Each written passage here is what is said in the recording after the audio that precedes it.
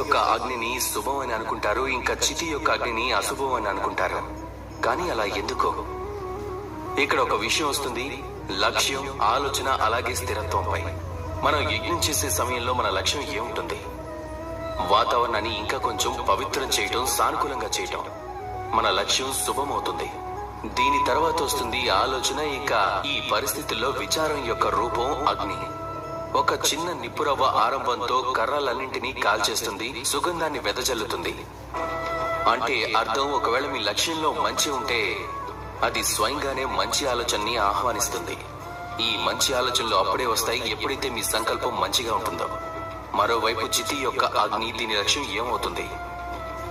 ఒక దేహాన్ని పరలోకానికి చేర్చడం. చివరికంతా మీ కోరిక మేరకే జరుగుతుంది. మీరు ఏదైతే కోరుకుంటారో అదే జరుగుతుంది కూడా. మీ లక్ష్యం ఒకవేళ మంచిగా ఉంటే